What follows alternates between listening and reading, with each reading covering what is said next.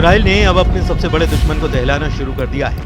Israel ने Iran के underground missile base पर धावा बोलकर खामनेई को सीधी चुनौती दे डाली है। यानी डायरेक्ट वॉर अब दो देशों के बीच शुरू होने का सिर्फ औपचारिक ऐलान बचा है। ईरान से इजराइल का भिड़ना तो तय था ही, लेकिन इस टकराव का लेवल क्या होगा ये भी अब साफ हो चुका है। इजराइल ने ईरान के मिसाइल गोदाम को जलाकर खाक करने से युद्ध की शुरुआत कर डाली है। मतलब इजराइल ने ईरान के मिसाइल पावर और न्यूक्लियर पावर को मिट्टी में मिलाने का मिशन शुरू कर दिया है। इजराइल ने ईरान पर डायरेक्ट अटैक की शुरुआत दमिश्क से आई कुछ तस्वीरों के साथ तेज की है। जिस तरह इजराइल हमले कर रहा है, ऐसा लगता है कि जैसे अपने दुश्मन से 100 कदम आगे है। हर हमले पर 100 गुना ज्यादा तबाही मचाता है। इजराइल से दुश्मनी क्या चीज होती है इसे हमास जानता है, हिजबुल्लाह भी समझता है। हूथी लड़ाकों का हश्र इजराइल से दुश्मनी के चलते क्या है ये ईरान को अच्छी तरह पता लग चुका है। अब इजराइल ने सबसे बड़े दुश्मन को दहलाना शुरू कर दिया है।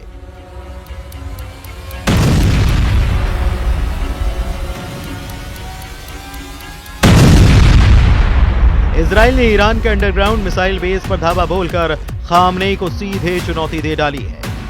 दमिश्क में यहूदियों के तीर्थ स्थल की जर्जर तस्वीरों ने इजराइल के गुस्से को भड़का दिया है। यहूदियों का पवित्र स्थल तहस नहस हो चुका है। धर्म स्थल की दीवारें छतें ढह चुकी हैं। यहाँ रखी गई पवित्र कलाकृतियां गायब हैं। यहूदियों के प्रार्थना स्थल के गेट पर अरबी में संगमरमर का चिन्ह है, जिसमें लिखा है ये पहली बार ईसा से 720 साल पहले बनाया गया था। दमिश्क के जोब नगर के इस खंडहर की तस्वीरों ने इजराइल के क्रोध को भड़का दिया है। सीरिया के यहूदी नागरिक बखौर चमटौब ने इस वीडियो के जरिए धर्म स्थल को दोबारा संवारने की अपील भी की है। सीरिया से ईरान के लिए खतरा दिन ब दिन बढ़ता जा रहा है। इजराइल के साथ ही सीरिया में कमांडर जुलानी ने ईरान को धमकाना शुरू कर दिया है। قبل يعني الازمه وهيك ما كان في شيء بالمره، يعني بفوت طبيعي عادي. بس هلا يعني هلا بتاسف انه اشوف هيك شغلات، يعني بحس في نفسي انه يعني تفاجأت تكون هيك الكنيسه. ان شاء الله يعني ان شاء الله بترجع. एसटीएस फरगाना ने जब से अपना नाम अहमद अल शारा रखा है, तब से खामनेई को खुलकर चेतावनी देनी शुरू कर दी है। जुलानी ने ईरान को सीधी धमकी देते हुए उसकी हुकूमत में अड़ंगा लगाने से बाज आने की वार्निंग दी है, जिसके चलते ईरान के लिए सीरिया फ्रंट गले की फांस बन चुका है। इजराइल ने सीरिया के मेसाब शहर के पास अंडरग्राउंड मिसाइल बेस पर कमांडो फोर्स से हमला किया है। सीरिया के अंदर ये जगह इजराइल से 200 किलोमीटर दूर बताई गई है। لا يصلح أن تدار الدولة بعقلية الجماعات والفصائل. نحن منذ أن كنا في إدلب مستعدين لهذا الأمر نفسيا ومعنويا، لكن لم يكن هناك الفرصة المناسبة. فرصة إدارة الدولة أعظم فرصة لحل هذا الشأن. نحن أول الناس من سيحل يعني هذا التحريش.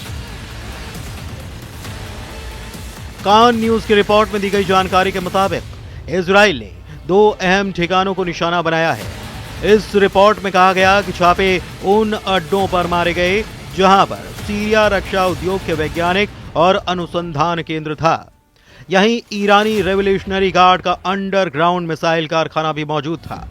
रिपोर्ट में ये जानकारी दी गई है कि इजराइल ने संयुक्त राज्य अमेरिका को ऑपरेशन के बारे में पहले ही सारी जानकारी दे रखी थी। सीरिया में इजराइल के कमांडो ऑपरेशन को एक तरह से रिहर्सल बताया जा रहा है, ताकि ईरान के भीतर जितने भी अंडरग्राउंड मिसाइल बेस हैं वहां ऑपरेशन को 100% सक्सेसफुल बनाया जा सके। यह मिशन कब शुरू होगा, इसमें कितनी फोर्स लगेगी, क्या मोसाद एजेंट्स भी ईरान में घुसकर मिसाइल अड्डे तबाह करेंगे, इसकी अब तक सिर्फ अटकलें ही लगाई जा रही हैं। हालांकि ये साफ है कि इजराइल का mission Tehran Netanyahu secret location से डायरेक्ट करने वाले हैं। रविवार 29 दिसंबर को पीएम नेतन्याहू की प्रोस्टेट सर्जरी हुई है। डॉक्टर्स ने उनके शरीर से प्रोस्टेट को अलग कर दिया है। यरूशलेम में हदासा मेडिकल सेंटर में सर्जरी के बाद रिकवरी के लिए नेतन्याहू को अंडरग्राउंड यूनिट में रखा गया है। इस अंडरग्राउंड यूनिट पर मिसाइल हमले का भी असर नहीं होगा। नेतन्याहू के कार्यालय ने जानकारी दी है कि लॉ मिनिस्टर यारिव लेविन कुछ दिन कार्यवाहक प्राइम मिनिस्टर की जिम्मेदारी संभालेंगे। नेतन्याहू के सीक्रेट लोकेशन पर जाने के साथ ही इजराइल ने हिजबुल्लाह पर भीषण हमले किए हैं। IDF chief of staff lieutenant general Herzi Halevi ने हिजबुल्लाह पर जीत हासिल करने तक का ऐलान कर डाला है। हालांकि हलेवी ये बताना नहीं भूले कि असली जीत ईरान की तबाही के बाद ही मानी जाएगी। लेबनान मोर्चे पर टोटल कंट्रोल और सीरिया में हिजबुल्लाह को ईरान से अलग थलग करने के बाद हलेवी भी ईरान पर सीधे हमले के लिए तैयार हैं। उनसे पहले मोसाद चीफ ने भी ईरान में घुसकर नरसंहार के हथियारों के खात्मे का आइडिया पीएम नेतन्याहू को दिया था।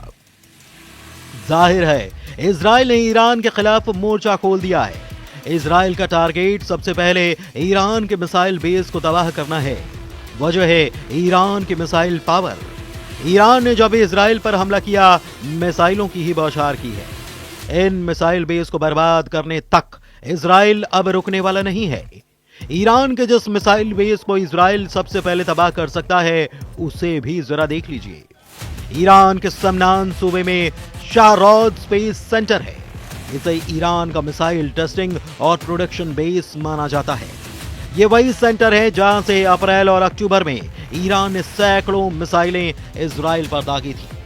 बाद में इजराइल ने जंगी जेट से बमबारी कर इस बेस को उड़ा दिया था। हालांकि ईरान ने शाहरोद सेंटर को कुछ ही महीनों के बाद से फिर से एक्टिव कर दिया।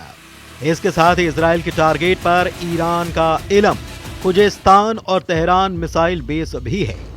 जिस तरह इजराइल ने सीरिया में घुसकर बीते सितंबर महीने में ईरान के बेस को बर्बाद किया, उसी तर्ज पर ईरान की जमीन पर उतरकर मिसाइल पावर खत्म की जाएगी। मिसाइल पावर के खत्म होते ही रेवोल्यूशनरी गार्ड की ताकत आधी रह जाएगी। ईरान सिर्फ मिसाइल के दम से इजराइल को युद्ध में हराने का दम भरता है और इसीलिए नेतन्याहू ने मिशन तेहरान ऑन किया है, जिसके तहत ईरान की मिसाइलों को कबाड़ में बदलकर उसे परास्त किया जा सके। मिसाइल बेस की बर्बादी के बाद इजराइल ईरान के एटमी सेंटर्स को भी तबाह करने का प्लान बना रहा है। यानी युद्ध को जितना भी टालने की कोशिश की जा रही है, उससे उलट इजराइल युद्ध भड़काकर दुश्मनों के सफाए में लगा हुआ है।